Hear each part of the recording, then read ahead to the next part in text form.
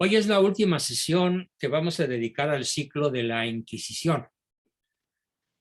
Pero quiero dejar muy firmes en todos y cada uno de nuestros participantes lo que hemos dicho como tesis fundamentales acerca del gran trabajo que hizo nuestro querido profesor don Rodrigo Hernández.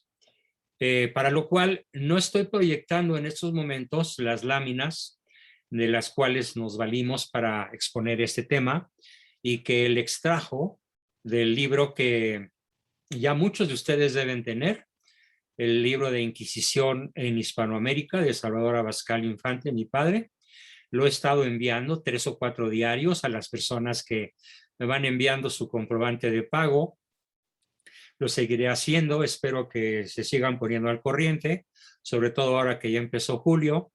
Los que ya lo tienen, pues ya qué bueno, ya lo tienen. Los que todavía no lo tienen, tendrán acceso instantáneo a ese libro con el pago del mes de julio. No lo hago como manipulación, sino como una súplica.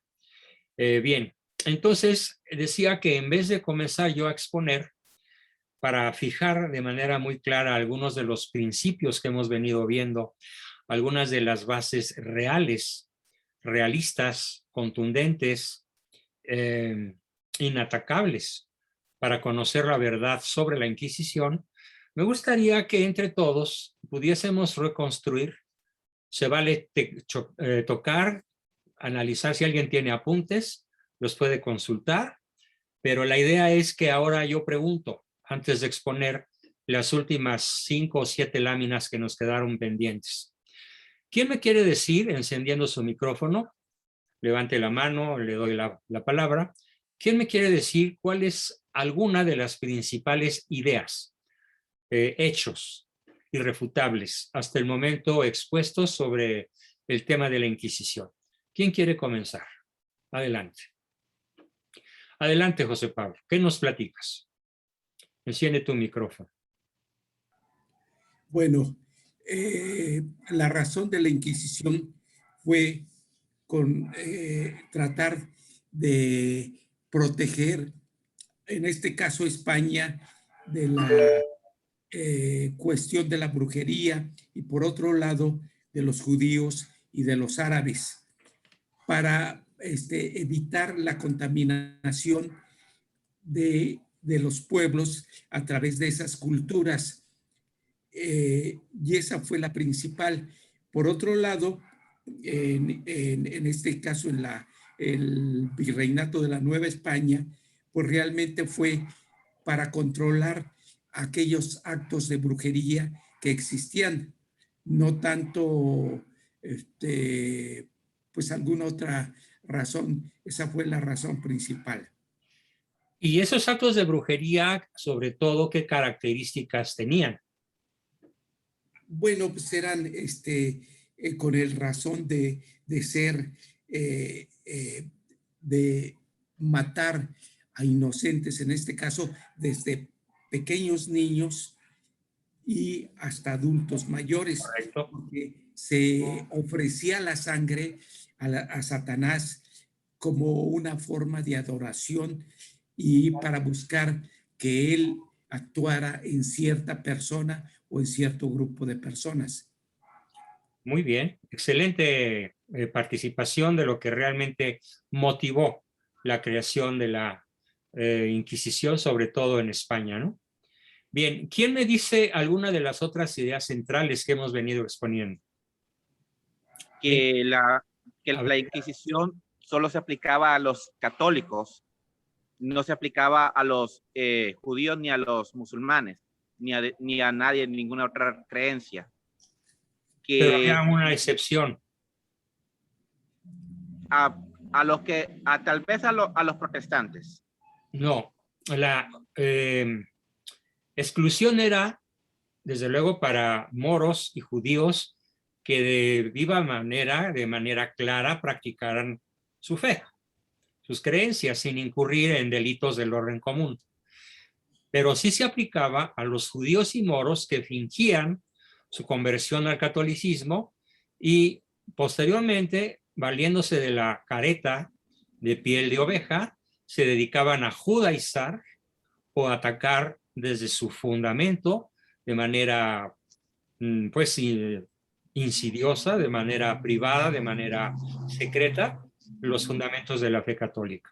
A ellos sí se les aplicaba. No Y a lo los otro, moros y judíos sinceros, sino a los judaizantes o moro o islamizantes. y Bien, lo otro para terminar es que no se aplicaba a los indígenas porque eran nuevos en la fe. correcto. Excelente aportación, Carlos. Muy bien. ¿Quién más quiere decirme otra de las ideas fundamentales que hemos visto en sesiones pasadas? Ya van 2 o 3 excelentes. ¿Quién más aporta una más? A ver, Lili Baglietto. Pues con base en los estudios de los procesos de los tribunales del Santo Oficio, se considera que solamente 300 personas fueron juzgadas, pero, sí, juzgadas, y solo de las cuales 43 se les dio la pena de muerte, pero no fue la Inquisición, no fue el Tribunal del Santo Oficio el que lo hizo, sino el brazo civil, es decir, el gobierno civil fue el que los ejecutaba. Y también pues tenían otras penas, y eso pues era por herejía o por idolatría o por blasfemia, se les juzgaban. Y como dijo el compañero anterior, en México no, a los indígenas no se les juzgó, a ninguno. Parece que hubo un problema con Fray Juan de Zumárraga, con un indígena, pero creo que es lo único. Y eran a los españoles, a los criollos, a los negros, a los mulatos, eran los que sí se les juzgaba. Y otra de las cosas también por las que en México, bueno, también yo creo que en Europa, en la Inquisición, era a los que estaban con las ideas luteranas, calvinistas o protestantes de cualquier tipo. Uh-huh. Y también un detalle importante que leí yo de la doctora Consuelo Maquiva, que ella estudió historia en la UNAM, dice que la Inquisición juzgó a José María Morelos y Pavón y al cura Miguel Hidalgo. Sin embargo, la Inquisición no los mandó matar, sino que fue también, digamos, el brazo civil el que los juzgó y los condenó. Sí, bueno, ese era mi parte. Exacto. Contribuyendo a ampliar un poco tu excelente punto de vista, tu magnífica aportación, debemos decir que tanto Hidalgo como Morelos no buscaron la independencia de México. De hecho, el siguiente tema, que comienza el próximo viernes, comenzamos con la revisión del cura Hidalgo, precisamente. Con un tema que se va a llamar El lado oscuro del cura Hidalgo. Ya tendré manera de platicarles en su momento de qué manera pueden adquirir el libro sin que tenga un costo extra, ni mucho menos, que recientemente escribí, que así se llama, El lado oscuro del cura Hidalgo. Él fue excomulgado por sus tesis volterianas y por la desobediencia a la iglesia y por tomar las armas cuando al cura, al sacerdote, le está prohibido por el derecho canónico tomar las armas por cualquier motivo, y mucho menos por un motivo político. Sí, eso dijo el cardenal. Sí. Eso dijo el cardenal de Guadalajara, Sandoval Íñiguez. Dijo que de los cristeros, que los sacerdotes que tomaron las armas, que a esos no se les puede canonizar, que solamente los que participaron sin haber tomado las armas. Eso es lo que o a los sacerdotes que no tomaron las armas, sino que servían como capellanes. O que de hecho, como docenas de ellos fueron fusilados por el Ejército Federal por odio a su fe. ¿Sí? Estoy preparando uno de los principales temas del taller, de este taller, que será justamente la cristiada, ¿no? Sí, Lili, algo más. Sí, la otra vez le puse ahí en el chat que si usted creo yo, o no sé, quiero que usted me lo asegure, por favor, ¿Me escucha? Porque Sí. como que se fue. Sí, te La escucho. Congregación para la Doctrina de la Fe en el Vaticano, podríamos decir que es la continuidad de la Inquisición española. Sí, de modo perfecto, Ah, sí. Y con personajes tan duros, a la vez que tan rectos y misericordiosos como el más brillante Ratzinger. Ratzinger, ¿sí? Mis respetos, Ujú. sí, Sí. formidable. Bueno, Bien. gracias, profesor. Bueno. A ver, veo que Rosita levantó la mano. Adelante, Rosa, ¿qué quieres decir? Sí, bueno, que las herejías fueron ferozmente combatidas por la iglesia porque eran espías, asesinos y que estaban en contra de la iglesia, como siempre ha habido enemigos, ¿verdad? Sí, Entonces, querían que la libertad de conciencia fuera irrestricta. Y bueno, todo esto ha provocado que ha habido desmanes, es el caos que ahorita tenemos, que son muchas cosas, eh, que siempre los enemigos quieren destruir a la iglesia, pero de una manera totalmente errónea, de una manera donde nos lavan el cerebro y nos dicen que esto es así, y cuando ya nos ponemos a estudiar entendemos que muchas cosas no eran así, pero nos ponen siempre a la iglesia como el enemigo principal de todos nuestros problemas, ¿sí? Entonces eso se viene arrastrando, pues lógicamente ya de muchos años atrás, ¿verdad? Que a nosotros ahorita, porque estamos estudiando, bueno, nos ha ido abriendo la mente y hemos tenido más claridad en todos estos sucesos, pero que de repente sí nos sacan de la jugada. ¿Por qué? Porque a veces leemos una, leemos otra, y como no había quien nos dijera, mira, es que el camino es este y este y este, entonces tenemos un montón de ideas que a veces pues nos hacen dudar de lo que realmente fue la verdad. correcto. Entonces, todo eso, pues a nosotros como mexicanos nos ha hecho tambalearnos, y sigue la gente, ¿no? La gente, no, la Inquisición y la iglesia siempre ha sido esto, y esto nos corta, nos quiere coartar nuestra libertad, ¿no? Cuando la iglesia lo que quiere es que realmente vivamos en una libertad plena, pero de plena conciencia, donde todos tenemos la oportunidad de ser mejores, ¿sí? De no caer en ese caos que tenemos ahorita, que más que nosotros y todos, el mundo está revuelto, pero Así. porque no sabemos cuál es la finalidad de nosotros como católicos o como cristianos, Ujú. es vivir el evangelio, Muy ¿sí? bien, sí. Eso es mi Excelente, aportación. Rosa. Tengo dos participantes más. Voy a completar una idea sobre el fusilamiento de Hidalgo y de Morelos. La iglesia ya los había excomulgado. Sin embargo, en el caso de Hidalgo, hay que reconocer que unas horas o días antes de morir, él escribió de puño y letra, manuscrito, todos sus crímenes detalladamente. Reconoció sus crímenes y firmó su declaración como auténtica y válida y libremente proferida y escrita. Es muy loable su conversión final. Muere reconciliado, se le levanta la excomunión y muere confesado y comulgado y con la extrema unción. Así que pues no tenemos la menor duda de que ese personaje que causó docenas de miles de muertos inocentes, finalmente tuvo la valentía, la heroicidad de reconocer los errores de su vida y convertirse. Sin embargo, vale la pena, como lo haremos en la próxima sesión, a partir de la próxima sesión, comenzar a conocer la verdadera historia del cura Hidalgo.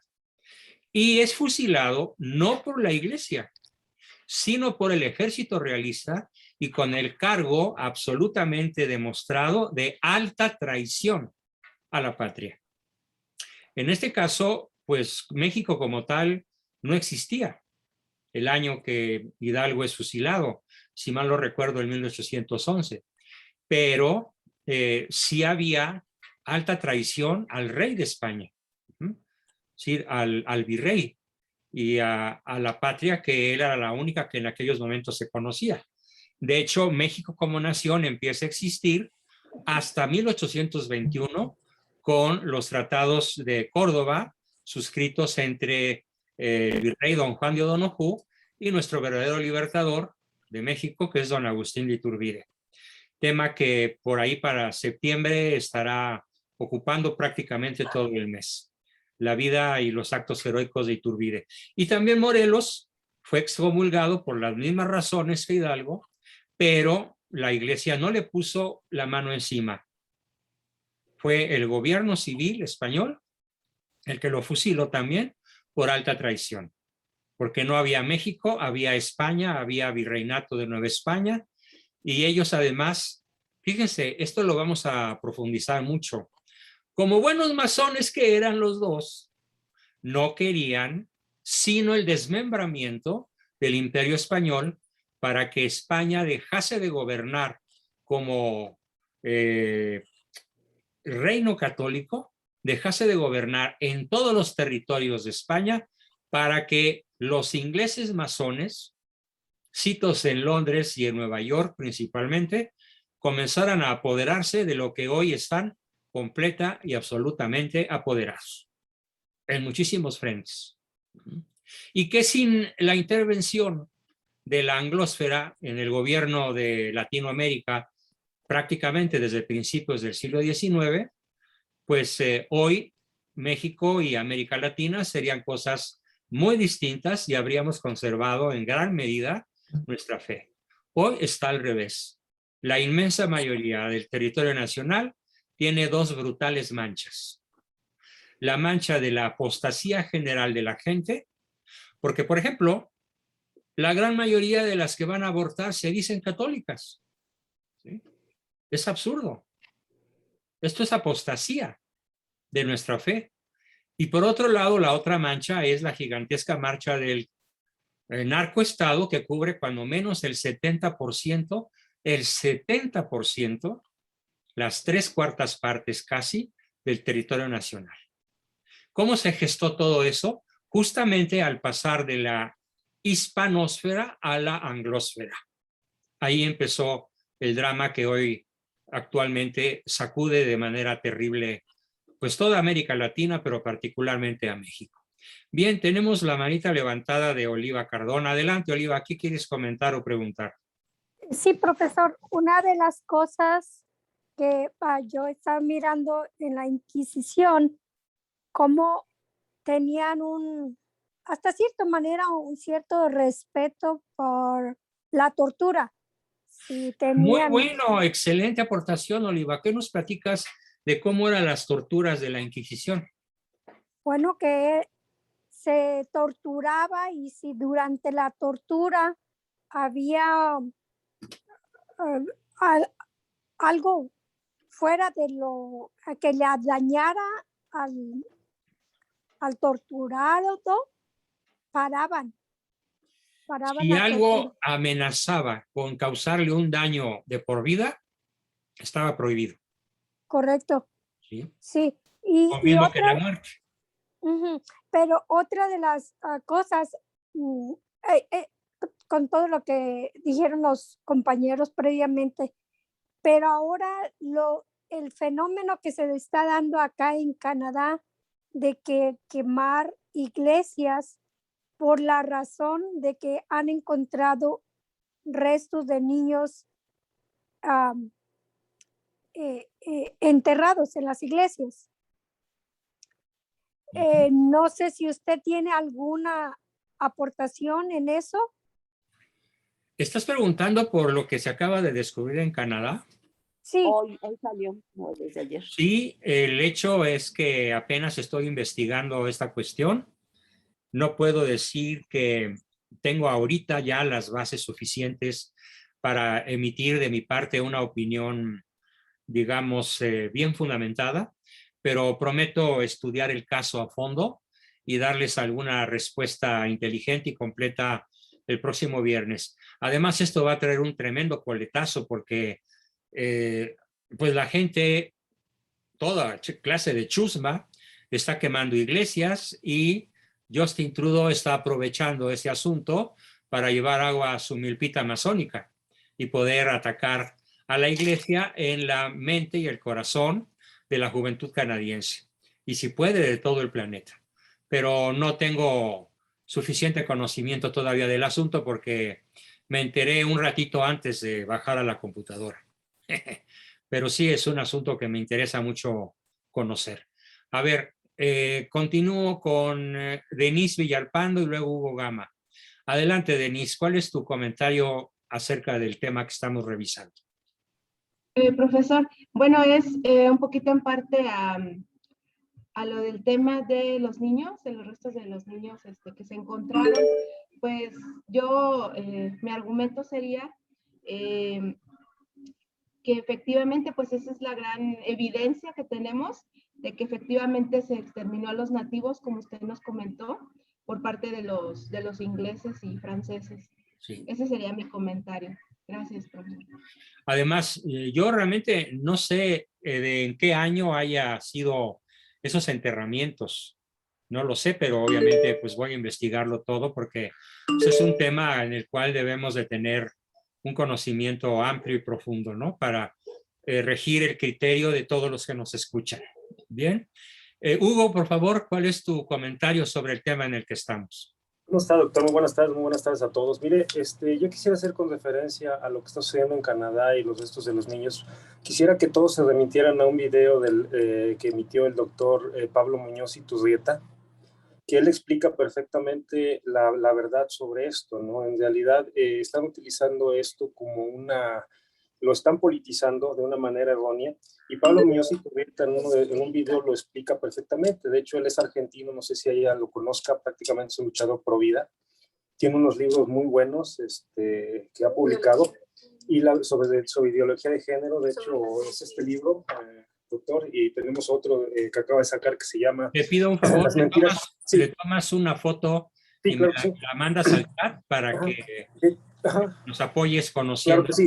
De hecho, él vive, de hecho, en una región indígena en Canadá. De hecho, también es catedrático de universidades. De hecho, es uno de los principales ahorita bastiones de lucha contra la ideología de género dentro de toda Latinoamérica. Y él explica muy bien esta situación para que yo creo que todos tengamos... No es una masacre en realidad, no tiene nada que ver con eso. Creo que lo podemos ver ahí todos para estar en un canal un poquito más adecuado. Él hizo una investigación y creo que su investigación es bastante seria. Y por otra parte, doctor, algo que me preocupa muchísimo en cuanto habla de la apostasía, yo me he dado cuenta, doctor, por ejemplo, con los muchachos de la planta que están a mi cargo, que una de las grandes desventajas que tenemos para que la gente realmente esté perdiendo o esté entrando dentro de este juego de la apostasía es la ignorancia. O sea, no hay más, doctor. La verdad es que yo hoy platicaba con un muchacho precisamente y no entiende ni siquiera lo que son los abusos litúrgicos, no entiende ni siquiera el significado de lo que es la misa. Inclusive se dejan llevar por el espectáculo que llegan a hacer ya ciertos sacerdotes que en lugar de entender el significado de la misa, o sea, realmente se dedican a hacer unos rock stars, por decirlo así, y la gente se queda con eso, va a las misas pensando en que, ay, es que la misa es muy divertida porque el padre avienta agua hasta con una pistola de esas de juguete, ¿no? O sea, y con esto de la prohibición del rito tradicional o la misa tradicional, la verdad es que es lamentable. Usted sabe que la Iglesia Profunda está prácticamente impulsando el hecho de prohibir la misa tradicional. Yo siento que por una razón. Quienes hemos experimentado la misa tradicional de la Fraternidad de San Pedro, la verdad es una maravilla y se enamora uno más aún de lo que es la liturgia. Y yo creo que los jóvenes, si experimentan, jóvenes, cualquier persona que está buscando entender un poco más su fe, si realmente disfrutan de las maravillas de una misa tradicional, se enamoran simplemente.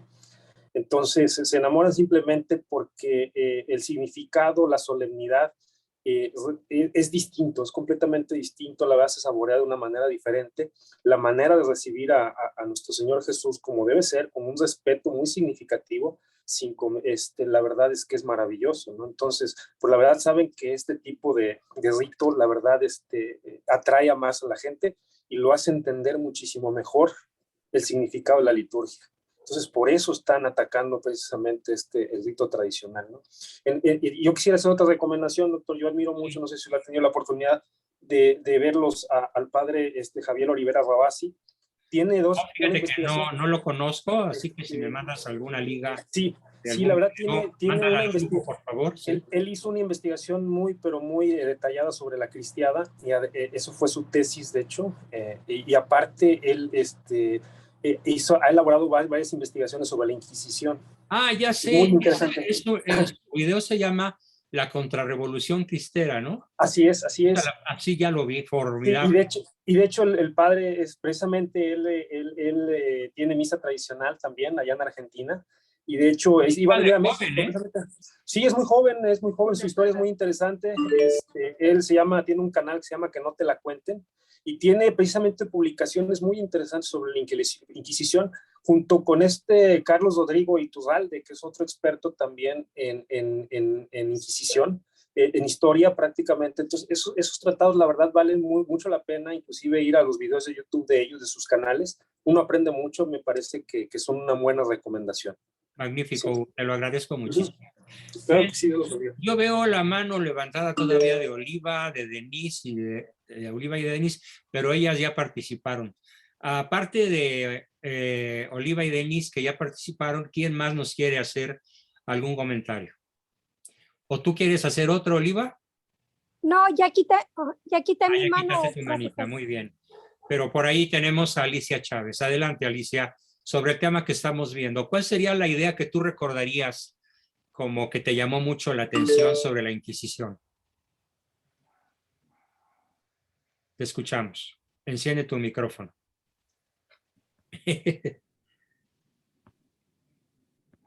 Ya. Lo que usted comentó, que si México no se hubiera dejado llevar por la anglósfera y todo lo que ya sabemos, ¿verdad?, que ha sucedido, usted lo va detallando en su libro, ¿cómo se llama? Desde el nido de las serpientes. Sí. Yo le quiero preguntar, ¿quién es Alonso del Trueno? Porque él es el punto de partida, bueno, no sé si sea el punto de partida, pero uno de los que, pues desgraciadamente, nos llevó a esta situación que tenemos ahorita aquí en México. Bueno, pues procurando darte la respuesta correcta, pero sin ¿cómo te dijera? Sin mostrar todas mis cartas para no romper con el misterio. Alonso del Trueno fue un personaje real.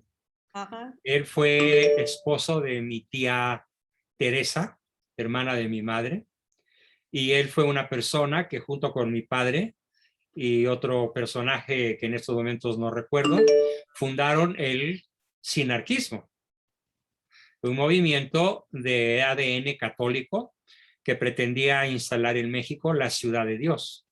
Mi padre casi lo logra, al grado que tuvo que intervenir la masonería norteamericana, dar un manotazo sobre la mesa y exigir la deportación de mi padre a los desiertos de Baja California Sur, donde pues me tocó nacer, ¿sí?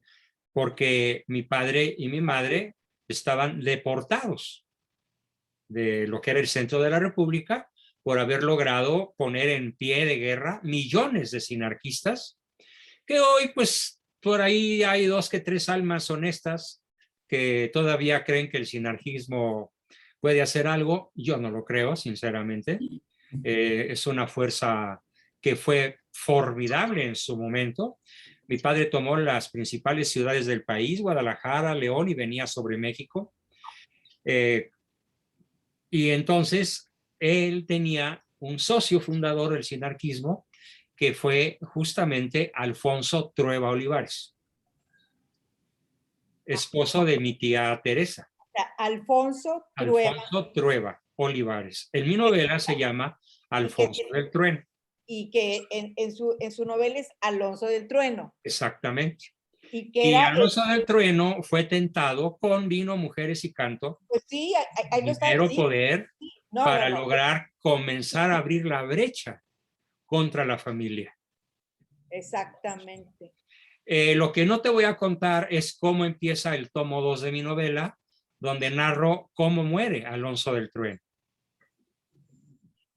No me refiero a cómo muere físicamente, que también lo incluyo, sino cómo muere intelectual, anímica y espiritualmente. Nada más hay 2 sopas, o se arrepintió o no. Lo dejo en suspenso. Alfonso del Trueno, ok, perfecto. Y Teresa es por la que toma a Celina, porque si se va con Celina, Se va con Selina Selina. no era su esposa, era la amante. Exacto. Y deja a su tía de usted. Yo no sabía que era su tía, Sí. la Teresa. La Teresa, literalmente, hermana de mi madre. ¿Sí? Ah, que la Chihuahua. Que la No, chica. no me imaginaba. Soy de Monterrey. Muy Soy de mexicano. Sí. Bueno, No, muy y se bien. puede decir que la inmensa mayoría de los personajes de mi narración tienen un equivalente en el mundo real. Ujú. Por ejemplo, no sé si ya identificaste quién es Silvestre Primitivo Zorrilla. No, no sé. Vicente Fox. Fox. Fox. Sí, no, todavía no llego ahí. No estoy en. También sale Calderón y también sale Peña Nieto. Salen todos. Y a todos me los pongo como lazo de Pero, por cochino ejemplo, con estricta justicia. Ernesto Baruch, ese es un judío, ese es de la familia Ernesto Baruch. Baruch realmente existió, Ernesto Baruch. Ese sí, ese sí. ¿Sí? Su nombre es real, Ok. Ernest Baruch, Sí. que fue el jefe de más alto rango en su momento de lo que en mi novela se llama, y también en el mundo real, Supremo Gran Sanedrín Sionista. Ah, Que ligando lo que es tu pregunta con el tema de la Inquisición, puedo decir que la Santa Inquisición, sobre todo en España y en América Latina, actuó contra los maleficios políticos luciferinos, masónicos del Supremo Gran Sanedrín Sionista. ¿Sí? Y Ernesto Baruch fue uno de los altísimos jefes. Yo me acuerdo que cuando yo era niño, por ahí de 7, 9, 10 años, mi padre me hizo conocer ese hecho del Supremo Gran Sanedrín y de que su jefe era justamente Mr. Baruch. ¿Sí? Ciudadano norteamericano legalmente, pero de origen israelita y de religión o antirreligión misma, mejor se ha dicho, sionista. De hecho, el principal enemigo de la Inquisición fue el sionismo, porque el sionismo es la falsa religión que pretende convertir la promesa de Dios a Abraham, que le promete la tierra prometida, que no es más que una franja en el desierto de Israel. ¿Sí? Pero ellos lo interpretan como la tierra entera. De hecho, el sionismo dice, Dios, Yahvé, nos heredó la tierra. Y todos los demás son goyim, o sea, cerdos. Todos los que no somos judíos, que somos toda la humanidad menos 15 millones, somos cerdos. Para ellos, los no judíos sionistas no son humanos y merecen la muerte. Y de ahí, justamente, se derivan infinidad de masacres a lo largo de la historia universal causadas por el sionismo. Bien, la Iglesia Católica combatió por medio de la Santa Inquisición al sionismo, aunque nunca lo conoció con ese nombre, sino con el nombre de judaizantes, o herejes, o cismáticos, pero que finalmente estaban al servicio de la concepción antropocéntrica de la historia, en oposición a la postura que la Santa Inquisición siempre defendió, que es hasta la fecha la postura cristocéntrica, como rey del universo y de la historia. Para ellos el rey del universo y de la historia pues es Lucifer, el Dios bueno, mientras que Cristo es el Dios malo, porque Cristo llena nuestra vida de restricciones morales y éticas. No fornicarás, no matarás, no robarás, no desearás la mujer de tu prójimo, y para eso lo llaman, por eso lo llaman el Dios malo, que nos da la libertad. Vean la película El abogado del diablo, ¿sí? Esta tesis está espléndidamente expuesta por el demonio. ¿Sí? En estos momentos se me escapa el nombre del actor que lo representa. Si alguien me lo sopla mejor. Al Pacino. Un diablo absolutamente real. Él dice, Dios nos te dio la libertad, pero luego te impide usarla. Por eso Dios, tu Dios, es un Dios malo. En cambio, yo soy el Dios bueno. ¿Tienes un deseo? Pues dale un llegue. ¿Quieres riquezas? ¿Quieres poder? ¿Quieres fama? ¿Quieres honores? Yo no solamente no te lo voy a prohibir, te las voy a dar a manos llenas. y serás feliz por el resto de la eternidad. Podemos decir que esa es la tesis que más combatió en lo que ellos llamaban los inquisidores las ideas judaizantes, ¿sí? Y que además, pues Cristo no había llegado, el Salvador, el Mesías, todavía no había llegado, y hasta la fecha pues lo siguen esperando, ¿no?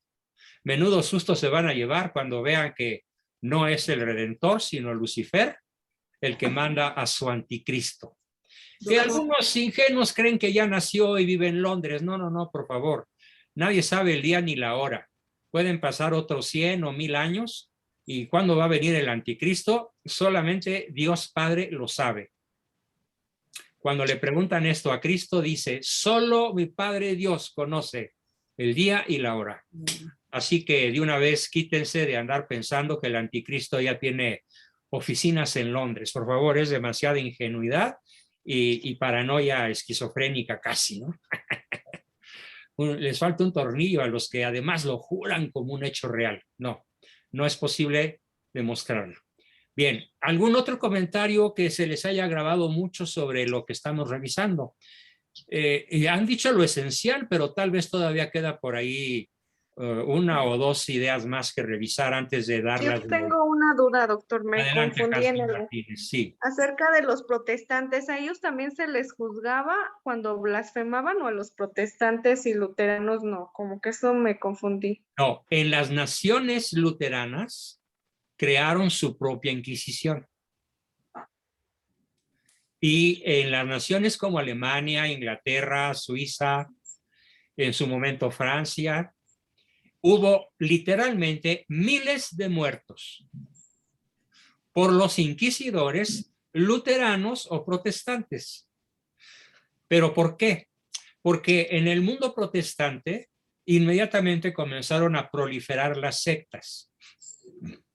Y entonces los jefes protestantes, que generalmente a su vez eran jefes civiles, eran reyes y emperadores, que se apoderaron de más de la mitad de Europa, con la secta protestante, se dedicaban a juzgar a los que tenían creencias muy opuestas a las suyas o ligeramente diferentes, ¿sí? Estamos hablando de que las sectas proliferaron tanto a partir de 1521 que hoy se cuentan solo en Estados Unidos 500,000 de sectas. Y todas se juzgan mal unas a otras entre sí. Y todas proclaman ser, cada una de las 500,000, cada una de ellas reclama para sí tener teléfono rojo directo con el cielo, ¿no? En aquella época, siglo XVI, XVII y parte del XVIII, en las naciones pues no católicas, como Italia o España o Portugal, la Inquisición luterana, la Inquisición protestante, asesinó a cualquier fundador de cualquier secta que no estuviese de acuerdo con el poderoso en turno. Dieron unas matazones verdaderamente espeluznantes durante cuando menos siglo y medio, si no es que más. Espero que eso conteste tu duda, ¿ok? Sí, doctor, gracias. Muy bien, Jazz. Y bueno, ¿alguna idea más sobre nuestro tema? ¿Quién quiere aportar otra cosa que no se haya dicho todavía? Bueno, a mí yo me confundí un poco. Vamos a hablar ahorita del sinarquismo, doctor. Sí, cuenta. Es que justo me llamó la atención y ahorita buscando en internet vi que hay un artículo que de seguro debe ser de algún imbécil que dice que el sinarquismo estaba ligado con los nazis. No, bueno. Fíjate, la tesis de estos cuates, que no rebuznan porque no se saben la tonada, es así. Tú tienes orejas, ¿no? El burro tiene orejas, luego tú eres burro. Así construyeron su tesis para desprestigiar el movimiento de mi padre. No.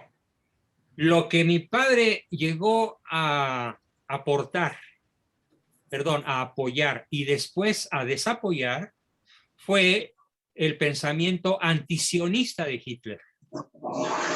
Antes de que Hitler comenzara a asesinar, no a 6 millones, imposible. No había en todo el mundo 6 millones asesinables. No fueron más de 300,000.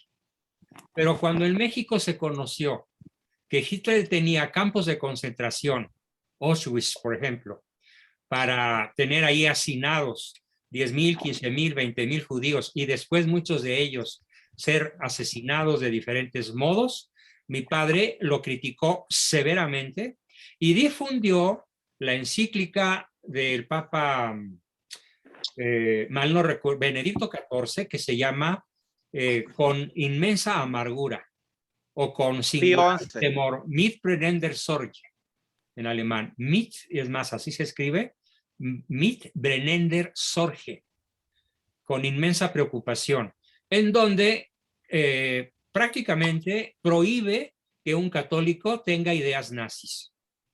Porque además son socialistas al fin y al cabo, ¿no? No, estatista. Estatista, de un poder centralizado, totalitario, absoluto, en donde incluso se exaltan cosas tan absurdas como la superioridad de la raza aria, ¿no? Y pácatelas que en las Olimpiadas de Berlín va un negrito que se llama negro, de raza negra, Jesse Owens, le gana la carrera de 100 metros planos al atleta alemán nazi más famoso de todos los tiempos, que se decía, cuando el árbitro da el tiro de la pistola, sale una bala, yo.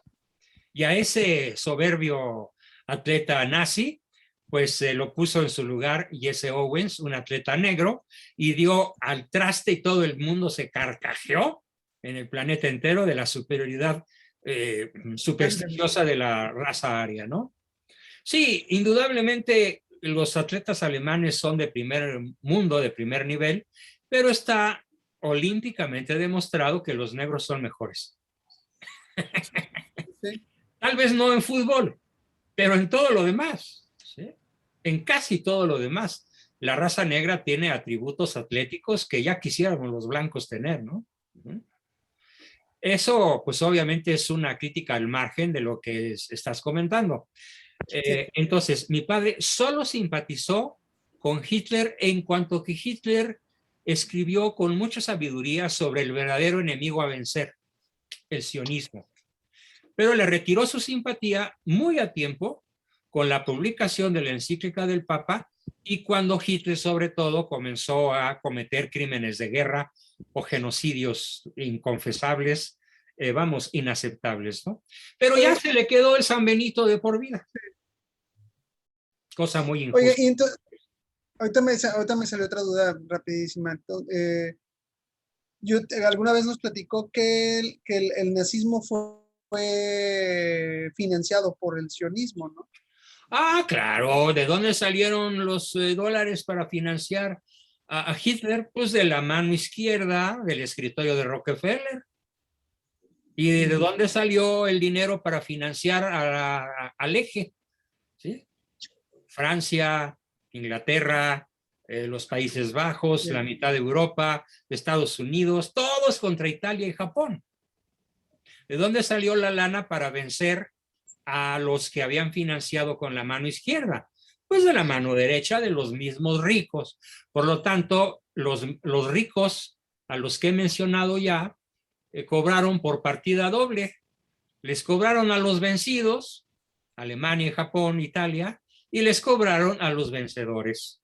Por supuesto, la lana regresó a carretadas con intereses e inflaciones extraordinarias a los que financiaron todas las guerras, desde que tenemos memoria, las principales guerras y desde luego las últimas 3 o 4 sobre todo, y las 2 mundiales y la tercera que ya empezó, han sido financiadas con oro sionista.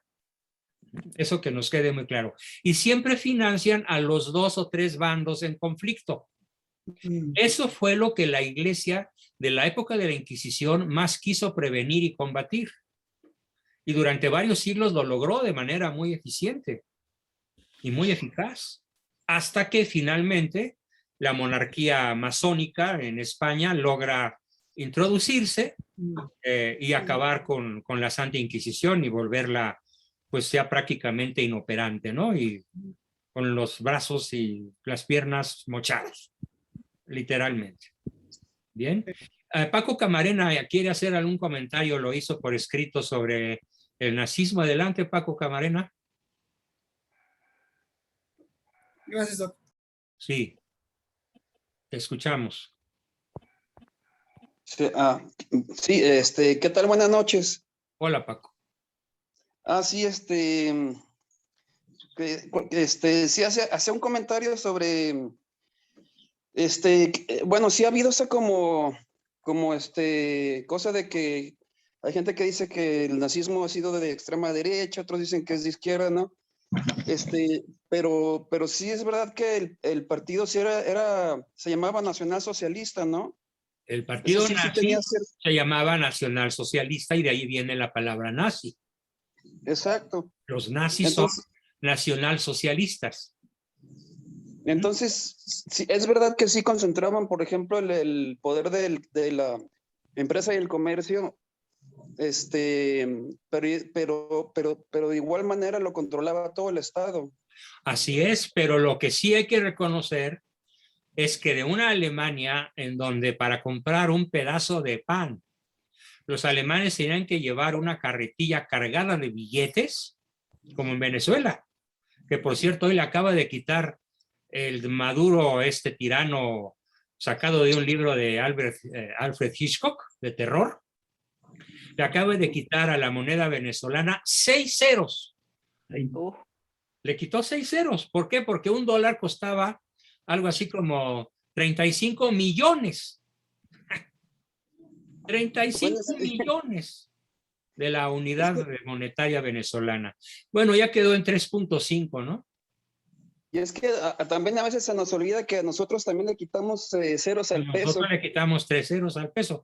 Pero en el caso de Venezuela, Hugo Chávez le quitó 3, luego otros 3 y luego hoy Maduro otros 6. O sea, ya van 12 ceros que le quitan a la moneda venezolana. Bueno, volviendo a la Alemania nazi se volvió la nación más industrializada de toda Europa, de toda la Europa de su época. Sacó Hitler y su nacionalsocialismo, sacó de la más profunda pobreza a todo el pueblo alemán. Y por esa razón él llega al poder absoluto con el 84% de los votos. No con el 52, como el Pejelopostli, no, con el 80% de los votos de la nación alemana.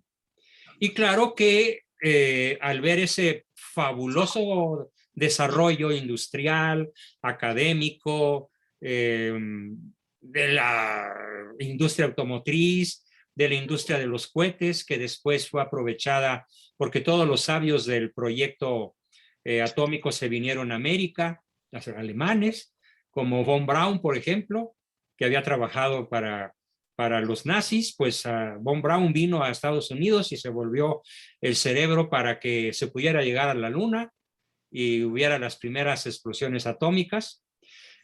Así que es muy complejo. La Alemania nazi experimentó en muy pocos años un desarrollo como no se conoce en ninguna otra nación en la Tierra.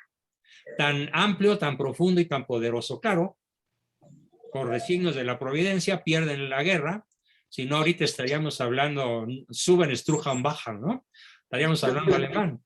Y a lo mejor no nos iría tan mal como con los sionistas gringos.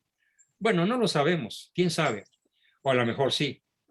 El hecho es que al perder la guerra, Alemania conserva el conocimiento, la disciplina, las virtudes propias del pueblo alemán y por eso muy pocos años después, Alemania vuelve a brillar con luz propia en todos los terrenos que hoy brilla la gran Alemania, de los equipos de fútbol campeones, de los autos de superlujo y de supertécnica, los más avanzados que se construyen en el planeta, indudablemente vienen de Stuttgart, Alemania, ¿no? Muy por encima de los que se puedan producir en Detroit o en Japón o en cualquier otro lugar del planeta.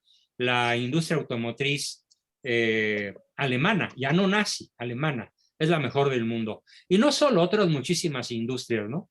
Yo me acuerdo que en 1952 poquitos años después de la guerra, las mejores prensas para litografía que se fabricaban en el planeta venían de Alemania. A mí me tocó recibir en Editorial Jus una prensa de varias toneladas, creo que como 25, 30 o más toneladas, de marca Heidelberg, que por cierto fue armada por un jefe de taller, porque no habían llegado a México los manuales de uso, por un descuido de embarque, y entonces un mexicanito que le gustaba el pulque y la chela, la armó, cosa que sorprendió a los técnicos alemanes de manera tan extraordinaria que vinieron a México a darle un reconocimiento a Carlitos Sánchez, como le llamábamos. Lo cual demuestra una cosa, que el mexicano, si tuviera la educación y las oportunidades que desde 1929 los masones, los generales que hicieron el pacto de dejar al pueblo en la ignorancia, no lo hubieran hecho, pues hoy México sería a la par de Alemania, Japón y otras naciones desarrolladas de la Tierra. Pero pues, pobre de México, tan cerca de los gringos y tan lejos de Dios, realmente, ¿no? Bien, pues cerremos con la última participación, si hay por ahí alguien que quiera dar una última participación sobre lo que hemos venido viendo de la Inquisición. Dice... Los alemanes tardaron 4 meses en reconstruir la Alemania después de la Guerra Mundial. Pues tal vez no 4 meses, pero en muy poquitos meses Alemania volvió a estar viva. De hecho, la ciudad que con más gusto visité fue Dresden, la ciudad mártir de Dresden, en donde los ingleses durante 6 meses dejaron caer sobre la población de niños, mujeres y heridos de guerra y ancianos, bombas de fósforo para que los habitantes de esa ciudad no se murieran de inmediato, sino que tardaran en morir por ser quemados por el fósforo, pero un fuego lento, que no mataba en cuestión de minutos o segundos, sino de horas, días y aún semanas. Se calcula que en Dresden murieron 300,000 alemanes, niños, mujeres, ancianos y heridos. Era la ciudad Cruz Roja. Y Winston Churchill ordenó la matanza de Dresden, el bombardeo de Dresden, para minar la moral del pueblo alemán. Pues no lograron minarla. Unos meses después de la guerra, lo primero que comenzaron a reconstruir los alemanes fue el templo de Nuestra Señora Santa María Virgen. Esa basílica, formidable, hermosísima basílica de Dresden, Nuestra Señora, está reconstruida. Cuando yo llegué y la vi, dije, ¿por qué en blanco y negro? O en rosita y negro, como si fueran, no sé, tableros de ajedrez. Y le pregunté al guía por qué esa particularidad de que esta basílica está hecha en blanco y negro, y me dijo, es que las piedras negras son las piedras que lograron reconstruir, que lograron rescatar del bombardeo con fósforo, que duró varios meses. Así que las que no se quemaron, pues están blancas o rosas, y las que sí se quemaron, que fueron más de la mitad, pues están totalmente negras, pero las usaron para reconstruir la basílica, en un abrir y cerrar de ojos. ¿Sí? Algo verdaderamente extraordinario. Si esto que estoy diciendo, alguien lo ve y me dice, ay, simpatizas con los nazis, bueno, pues oyó cantar el gallo y no supo por dónde, ¿no? Que soy germanófilo, ni duda cabe. Sí, pero no nazifascista, de ninguna manera. Una cosa es el nazismo, otra cosa es el fascismo, surgido en Italia, que también a veces como si se me atacara de, ¿cómo se llama?, de fascista, porque adoro todas las ciudades italianas, la música italiana, la belleza de Italia es verdaderamente algo extraordinario. He tenido la oportunidad de estar por allá 2 o 3 veces, y esto pues no me hace simpatizante de Mussolini, ¿verdad? Ni de sus ideas macuarras, pero sí formidable pueblo italiano, ¿no? Bien, pues hecha esta aclaración y ya habiendo escuchado pues la riqueza y la fiel exactitud de sus comentarios, vamos a terminar de ver las últimas láminas que no vimos en la sesión pasada. Nos toca comenzar con la 12, si mal no recuerdo, no la vimos, donde dice que siempre ha sido así. Pero en aquella época la blasfemia o hablar mal de Dios u ofender la majestad de Dios era el peor de los crímenes que se podía cometer. Y entonces a los blasfemos se les debía enseñar primeramente a pensar correctamente conforme a la fe y la verdadera religión. ¿Qué dice Santo Tomás de Aquino acerca de la blasfemia? Que comparado con la blasfemia, todo otro pecado, fíjense, comparado con la blasfemia, todo otro pecado es más leve, porque es mayor pecado en el género de la infidelidad, muy opuesto al orden de la fe y agravante de la propia infidelidad a Dios. Claro que hoy se considera que hay pecados peores que la blasfemia, por ejemplo, como la pederastia, ¿no? O la trata de blancas para la prostitución y la esclavitud y otras muchas cosas que hoy son pues cosa de pan de todos los días, como la secta NXIVM y gran parte de los gobiernos, de las gubernaturas de México, que son narcos, tratantes y masones. Y hoy gobiernan 3/4 partes del país. Aterrador. La intención de los herejes, continúa Santo Tomás, es corromper la fe, lo cual es el daño máximo, y que totalmente se arranque de raíz al hereje por la muerte, no es contra el mandato del Señor. Este mandamiento debe entenderse para el caso en que no se pueda arrancar la cizaña sin arrancar el trigo. Fíjense qué tesis tan formidable. La muerte, la pena de muerte que se ejecutó por el brazo civil, sobre todo en la Nueva España, era solo en los casos en que no se pudiera arrancar la cizaña sin arrancar el trigo. Importancia de un castigo prudente. Si los herejes que se convierten fuesen siempre recibidos, de tal modo que fuesen conservados en su vida y en los demás bienes temporales, podría redundar en esto en perjuicio de la salvación de los demás.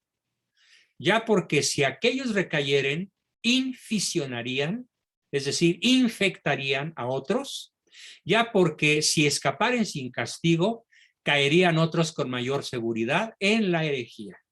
Por esa razón, Santo Tomás, con justa razón, apoya, elogia la firmeza de los castigos de diferentes tipos, nunca que pudieran causar un daño definitivo o la muerte contra los herejes, sobre todo los herejes que lo hacían bajita la mano. Vemos que este es un amor fuerte, porque la caridad que sabe amar, ojo, papás, mamás, la caridad que sabe amar sabe también castigar. Yo, en términos de pedagogía moderna, diría, sabe también cobrar las consecuencias del error. No usaría la palabra castigo porque es semánticamente muy fuerte y muy destructiva, pero sí utilizaría esa expresión. La verdadera caridad no es una vana sensibilidad, que es algo de lo que hoy abunda demasiado. Una vana sensibilidad. Cualquier crítica mía a los grupos LGTBI o a la ideología de género, inmediatamente es replicada con frases como: lo que pasa, Juan Bosco, es que tú cometes crímenes de odio. Lo que pasa es que no tienes sensibilidad para entender la delicada sensibilidad del gay.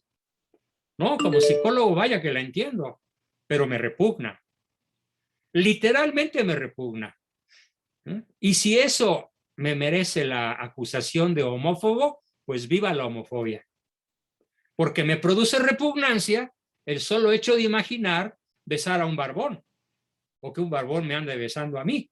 Y no me refiero a ti, Carlitos, sino en términos generales, ¿no? Bien. Terminamos con los movimientos heréticos en México, Morena es un movimiento herético. Ojo, voy a decirlo muy despacito. Morena no es un partido político. Morena es una secta luciferina. Por favor, no se traguen el cuento de que es un partido político. Es una secta masónica de nivel luciferino. Y esto fue lo que combatió la Santa Inquisición. Y cuando los masones toman el mando de España, pues se dan el gusto de suprimirla para poder seguir haciendo sus fechorías. ¿Quién suprime la Inquisición? Pues una tal María Cristina de Borbón, como gobernadora del Reino de España y por la menor edad de su hija Isabel II, creyó necesario, o se le hizo creer más bien, firmar el decreto de definitiva extinción del Santo Oficio el 15 de julio de 1834. Dentro de veintitantos años, ¿no? Dentro de, 13 años, será el 200 aniversario de la extinción de lo que libró a España y a América Latina del protestantismo como creencia de las mayorías. Porque si bien hay que reconocer que la inmensa mayoría de los habitantes de América Latina, en stricto sensu, han dejado de ser católicos, cuando menos siguen siendo católicos, dice él. O sea, dice él que es católico.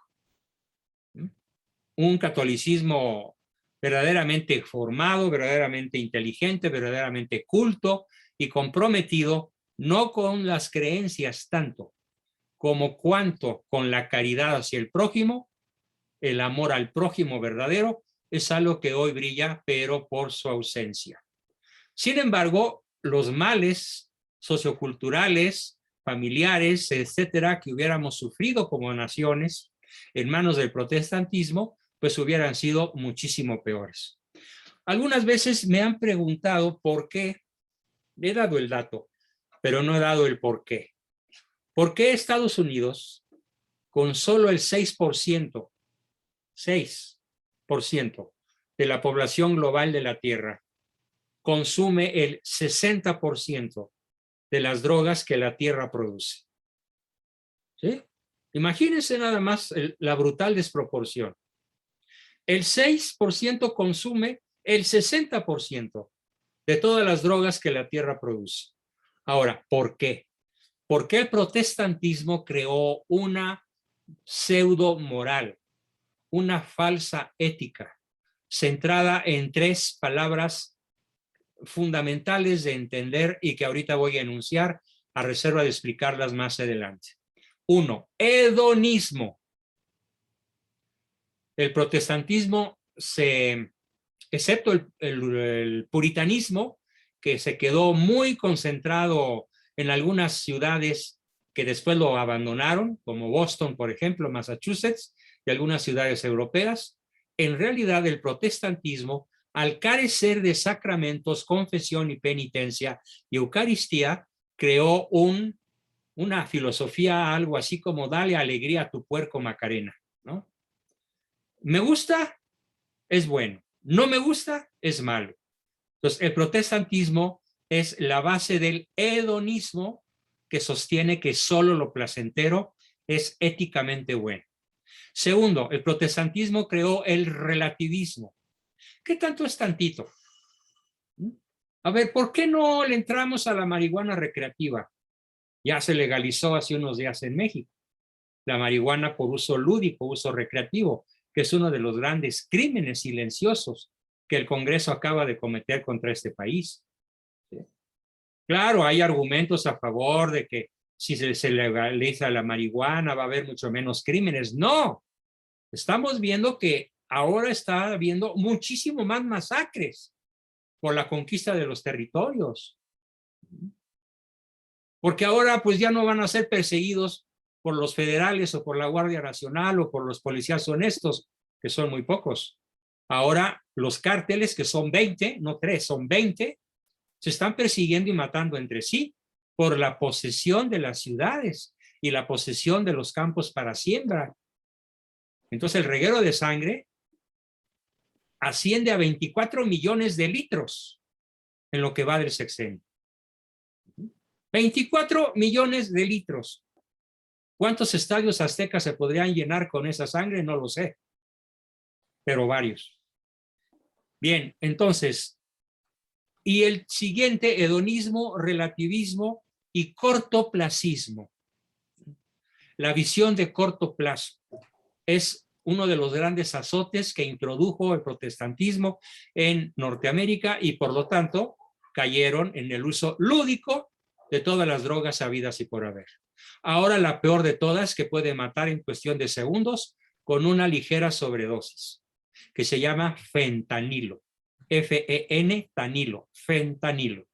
Mortífera y que está matando docenas de miles por año en la Unión Americana, justamente con base en los 3 antivalores filosóficos antisociales que acabo de mencionar. Hedonismo, relativismo y cortoplacismo. Vamos a entrarle hoy. Disfrutemos hoy que la vida es muy corta. Mañana será otro día. Y time is money. Utilitarismo sería una cuarta. Bien. Entonces, ¿qué pasó en España y en México desde que se liquidó la Santa Inquisición? Bueno, pues hubo un exceso de violencia en Francia, guillotina, ametrallamientos, ahogamientos, descuartizamientos, les cortaban decapitaciones, desaparece en España el Santo Oficio y, ojo, quedan sin freno los malvados que se van a ensañar principalmente contra los frailes. Recuerden que ya vimos el tema de la expulsión de los jesuitas. ¿Por qué fue tan fácil expulsar a los jesuitas de todos los reinos de España? Porque ya la Inquisición para esa época estaba muy debilitada y ya las monarquías, incluyendo la española, ya estaban básicamente en poder de los judaizantes, de los masones. Conclusión. El Santo Oficio estuvo siempre durante siglos al fidelísimo servicio del bien común, del verdadero y necesario bien común, el de la paz de los espíritus por el reinado de la ley natural, elevada la ley natural por la gracia al orden sobrenatural.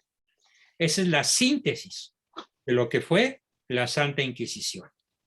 El Santo Oficio estuvo siempre durante siglos al fidelísimo servicio del bien común, del verdadero y necesario bien común, el de la paz de los espíritus por el reinado de la ley natural, elevada por la gracia al orden sobrenatural. Bien, hasta aquí terminamos mi exposición sobre la Santa Inquisición y todavía por ahí tenemos unos 10, 15 minutos para algunas preguntas o comentarios que quieran hacer. Creo que Ricardo Méndez escribió algo muy interesante. Ricardo, si quieres explicarnos algo de lo que escribiste sobre el fentanilo y sobre la China comunista.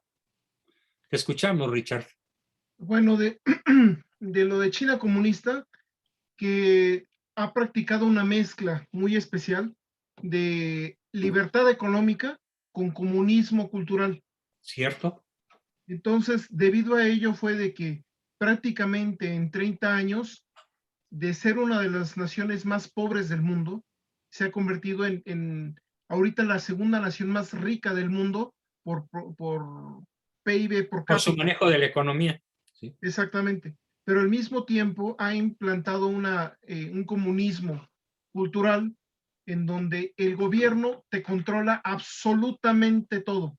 Creo que usted tenía por ahí un alumno, no sé si en esta clase o en las otras, que estuvo en China y dice que es impresionantemente brutal el control que hay en China. Sí. De hecho, de plano, quisiera que ellos nos explicaran cómo es el control ahí en China, porque yo lo sé de lo que he estudiado, pero ellos que lo vivieron, a ver si es que alguno de los que ahí, creo que Hugo. Hugo Gama, adelante, ¿qué nos platicas para conocer? Apaga el micrófono para que él hable. Bueno, lo que realmente sería un tema muy pero muy largo, Doc. Yo les puedo Pero decir que desde que llegamos... De 3 minutos. Bueno, ok. Carla y yo nos movimos alrededor de 4,000 kilómetros en el territorio de China.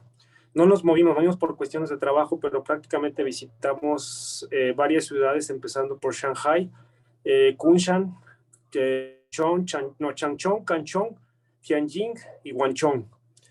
Cada una vimos algo que es lo común, lo de las cámaras. El gobierno chino prácticamente supo en todo momento dónde nos movimos Carla y yo, porque prácticamente por todos lados hay cámaras, incluyendo los taxis en los que nos movimos, incluyendo los autobuses en donde estuvimos viajando. Prácticamente para acceder a cualquier servicio, nuestro broker, que fue la persona que nos acompañó, nos pedía nuestros pasaportes para, por ejemplo, la reservación del hotel. Llegábamos y prácticamente escaneaban nuestro pasaporte. Por ejemplo, llegaban los chinos y a ellos los fotografiaban y aparecían en una pantalla. Los chinos prácticamente tienen un récord social. Prácticamente el peor delito para los chinos es ser un disidente. Prácticamente ellos no tienen derecho a absolutamente nada, son como muertos sociales prácticamente, si no es que los recluyen a campos de concentración. Una de las cosas que me di cuenta, por ejemplo, es que cada determinado número de kilómetros en las carreteras son impresionantes, o sea, en cuestión de cuidado, en cuestión de infraestructura, o sea, realmente tiene una infraestructura impresionante China, pero cada 4 kilómetros más o menos nos están fotografiando. O sea, las cámaras nos están fotografiando. Cuando uno entra a las áreas, por ejemplo, de espera de lo que es el tren rápido o de la central de autobuses, por ejemplo, pues prácticamente por todos lados están las cámaras. De hecho, para acceder a cualquier servicio de transporte, está la revisión de las maletas a través de las bandas de identificación. Para, por ejemplo, nosotros poder tener derecho allá, tuvimos que bajar lo que es el WeChat, porque prácticamente ni el Facebook ni el WhatsApp funcionan. Entonces, para podernos comunicar con nuestro broker, prácticamente no hay acuerdos, por ejemplo, de empresas de telefonía de Occidente con las de China. Aquí la cuestión es, por ejemplo, que el WeChat pues, tiene muchísimos requisitos para poder tener acceso al WeChat. Prácticamente ellos controlan qué es lo que ve la gente, cómo es el internet en los aeropuertos. Para tener nosotros acceso a una red Wi-Fi, teníamos que escanear nuestro pasaporte. Todo prácticamente fue un movimiento controlado. Las personas allá en China pues prácticamente piensan que realmente los hacen creer que tienen una vida cómoda, en realidad mucha pobreza, muchísima pobreza. Es muy difícil comunicarse allá porque prácticamente la gente no habla inglés. Entonces es muy complicado, pero prácticamente es cierto prácticamente el control que se lleva. Nuestra broker, que era de una ciudad que se llama Nantong, ella nos dijo que ella no puede soñar con viajar fuera de China, por ejemplo, para conocer México. Dijimos, pues un día date una vuelta a México. Y dijo, es que yo no puedo soñar con eso, está lejos de mis posibilidades. Y ella nos dijo, de hecho, que no se podía mover de la ciudad de Nantong, por ejemplo, a Tianjin, sin que el gobierno chino se lo autorizara, ¿no? Entonces, es prácticamente una esclavitud que nadie se la imagina, ¿no? De hecho, las unidades habitacionales tienen prácticamente el acceso restringido, prácticamente tienen plumas y tienen unas casetas de acceso a las áreas habitacionales.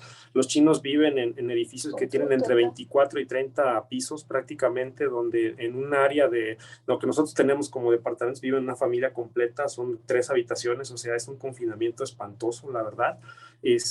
Por ejemplo, para acceder a las carreteras tienen especies de periféricos donde se manejan casetas de ingreso, pero no de cuotas, sino prácticamente ellos tienen un carnet. Ese carnet electrónico, los chinos prácticamente sin ese carnet no son nada, porque ese carnet lo usan para todo. Inclusive ya está implementado el código QR, prácticamente todo lo manejan con código QR. Técnicamente no vimos manejar efectivo, todo es código QR, y prácticamente pues el gobierno les restringe a ellos, ¿no? O sea, los restringe de tal forma de que si son disidentes, pues también no tienen, prácticamente les congelan sus cuentas. Acabas de describir para todo el grupo el sueño guajiro del pequeño postre. Él sueña con tener un México así.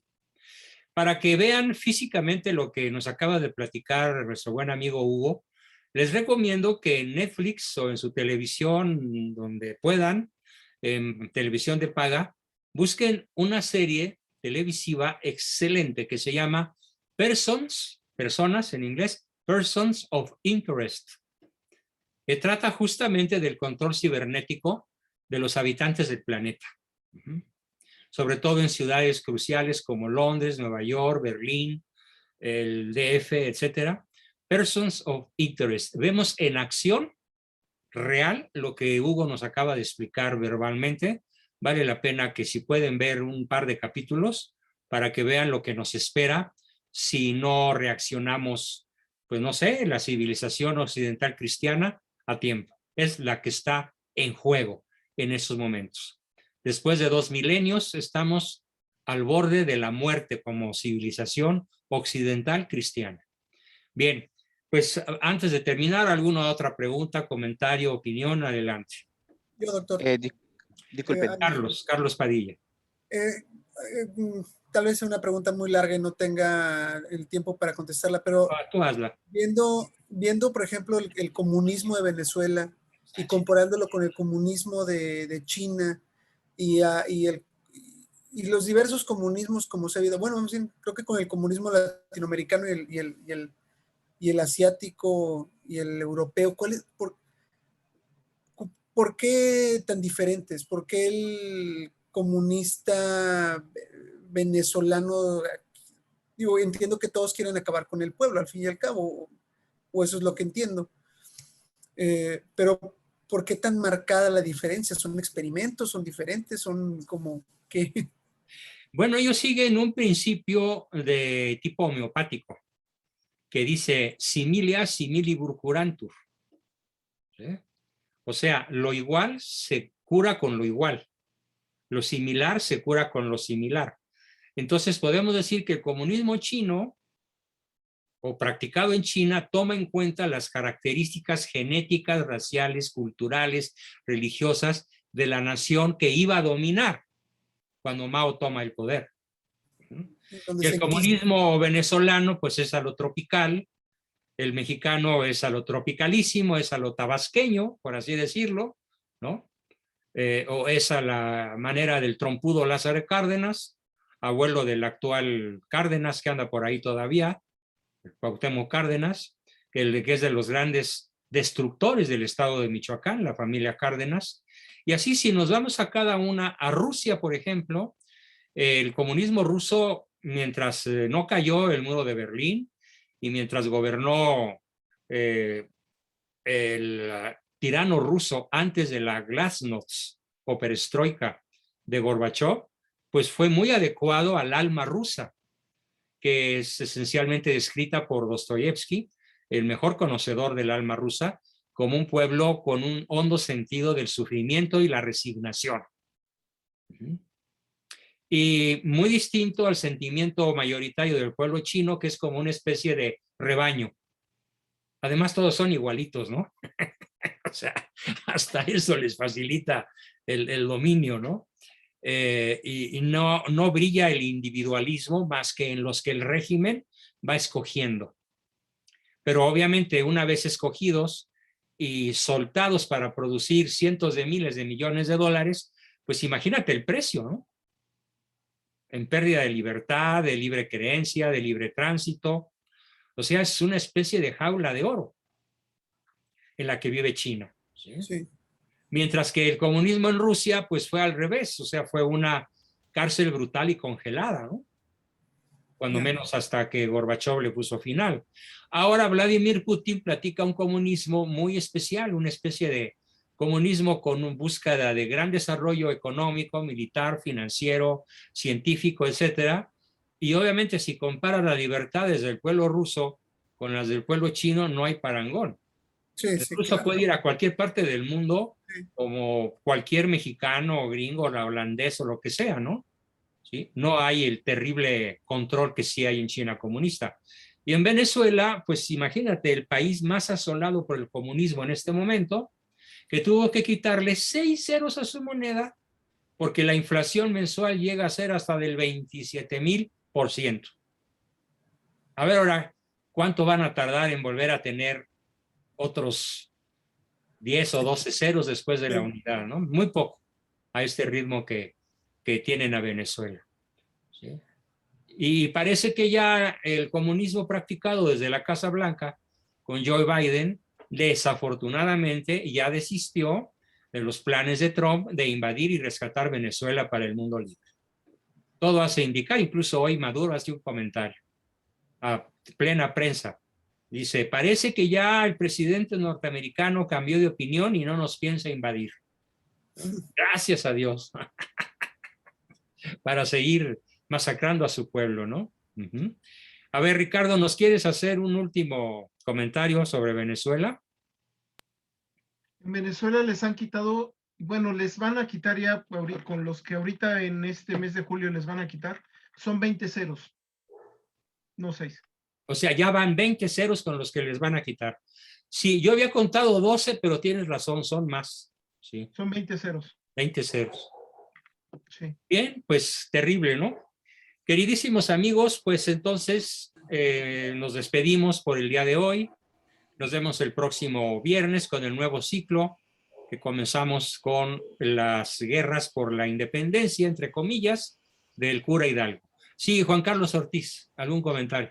Gracias, doctor. Un poquito preguntarle si nos puede brevemente algunas de las estrategias que están utilizando China pues para difundirse por gran parte de las ciudades importantes del mundo, estar llevando pues todos sus artículos. Sabemos que ya estamos consumiendo hasta más del 40% de infraestructura, muchas cosas elaboradas allá y que están llegando a nuestro mercado. A mí me gustaría que Hugo Gama nos contestara esa pregunta. Hugo. Sí, bueno, primero voy a meter mi cuchara tantito. Se puede dar uno cuenta que hasta esconden a las personas porque en una empresa que visitamos estaba sola y yo después le pregunté, oye, ¿cuántos trabajan aquí? 300 personas. ¿Dónde estaban esas 300 personas? Sí. Mire, Doc, hablando hay un secreto y con esto contesto tu pregunta también. No hay mano de obra más barata en el mundo que la mano de obra china. Así es, exactamente. Mucho más barata que la mano de obra mexicana. Entonces, si aquí fabricar un tornillo, por así decirlo, cuesta $1, pues fabricado en China cuesta 3 veces menos. Entonces, ese tornillo es comprable y exportable a cualquier parte del planeta, ¿no? Lo curioso, doctor, es que dentro de China los productos son caros. No es barato para el propio chino. Eso es lo curioso, ¿no? Porque tiene muchísimos incentivos para lo que es la exportación. La clave aquí se llama soft power chino. Es decir, hay 600 millones de chinos de población económicamente activa que están generando para el gobierno chino alrededor de $3 billones que están moviendo alrededor del mundo. Ese dinero prácticamente lo utilizan para financiar infraestructura, sobre todo en gobiernos débiles que están gobernados por populistas como el imbécil que tenemos en Palacio Nacional, para que financien sobre todo puertos, carreteras, infraestructura importante que en un momento dado esos populistas los utilizan para ganar popularidad, pero que no pueden pagar. Al momento y además, comentando lo que dices, están metidos ya en África.